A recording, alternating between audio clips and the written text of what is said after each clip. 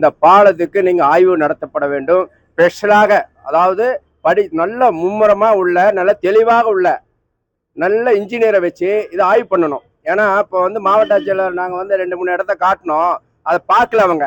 ஏன்னா அவன் இன்ஜினியர் எங்கேயோ டெல்லியிலேருந்து வந்தவர் 4 டாட்டு போட்டுன்னு சொன்னாரு, அதை அப்படிதான் கட்டுவோன்னு போயிட்டாங்க. இன்னைக்கு ஒரு நாள்ல அவங்க என்னங்கிறாங்க, நாங்க ஏற்கனவே நாங்க ஆய்வு பண்ணிட்டோம் பாலத்தை அப்படிங்கிறாங்க. ஒரு நாள் பண்ணுனா பத்தாது, ஒரு நாள் சாப்பிட்டா போதுமா? டெய்லி சாப்பிட்றோம்ல, அந்த மாதிரி இதை டெய்லி வண்டி போயிட்டு இருக்கு. புரியுதுங்களா? இது உயிரை தாங்கக்கூடிய பாலம். மாவட்ட ஆட்சியாளர் இருக்கட்டும், யாரா இருக்கட்டும், எனக்கு பயம் கிடையாது. நீங்க ஆய்வு செய்தது தரமா இருக்கா என்னன்னு பாத்தீங்களா? கிடையாது. ஒரு இடத்துல கேட்டீங்க, ஒரு இடத்துல போய் நின்று பேட்டி கொடுத்துட்டு போயிட்டீங்க. இன்னொருத்தர் கேட்கிறேன், ஹைவேக்காரர், ஏங்க பேட்டி கேட்க போயிட்டே இருக்கீங்க, என்னங்க பதில் சொன்னீங்க அப்படின்னு கேட்கிறேன். அது அப்படிதான். தகர இடிஞ்சு விழுந்தாலும் எனக்கு தெரியாது, போய் பார்த்துட்டு தான் நான் சொல்லுவேன். அப்போ ஒருத்தன் செத்த வேட்டு தான் சொல்லுவீங்களா? அப்ப மாநில அரசு மத்திய அரசு இந்த சாவுக்கு காரணம் ஏத்துக்குமா? இந்த தவறை ஏத்துக்குமா? என்ன போனா போது வந்தா போதுன்னு 2 பேர்த்த நீங்க நடவடிக்கை எடுப்பீங்க. அப்ப எதாவது பாருங்க, பக்கத்தால ஒரு பாலம் இருக்குங்க, அதை வச்சுதான் இதை கேட்கிறோம். அதெல்லாம் பேந்துக்கிட்டு போகுது, அதை வச்சுதான் இப்ப கேட்கிறோம். இந்த பாலமும் அந்த மாதிரிதான் வருமானம் தெரியுது.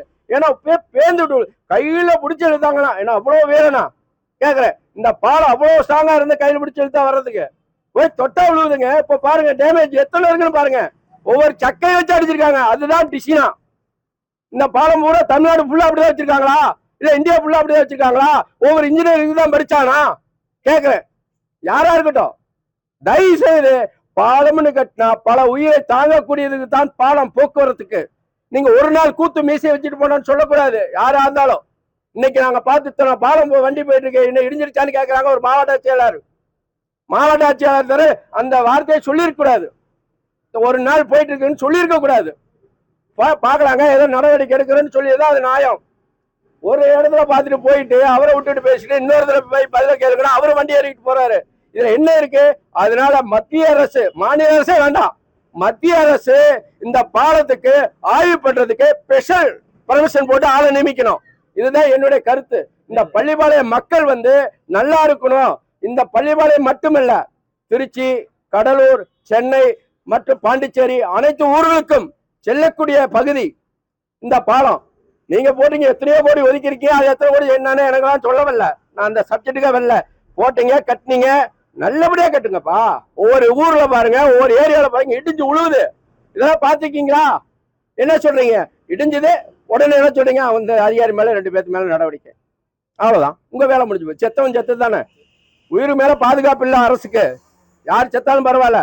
அதனால மத்திய மாநில அரசோட, மத்திய அரசு மோடி அரசு சொல்றேன், மோடி அரசு நெடுஞ்சாலைத்துறை அமைச்சர்கள் இதுக்கு ஆய்வு செஞ்சு இதை நடவடிக்கை எடுக்கணும். முழுசு ஆய்வு பண்ணும். அவ்வளவுதான் என்னுடைய வேண்டுகோள். என் பேர் ஆறுமுகம், பள்ளிப்பாளையம். இன்றைக்கு மாவட்ட ஆட்சியர்கள் அவர்கள் ஆய்வு செய்துவிட்டு அதே போல அவர் ஒரு பத்திரிகை செய்தி கொடுக்குறாங்க. பிப்ரவரி மாதமே இந்த பாலம் தயாராகிவிட்டது. இதற்கு நாங்கள் அந்த முதல்வருடைய திருக்கரங்களாக திறப்பதற்காக அது நிறுத்தி வைக்கப்பட்டது.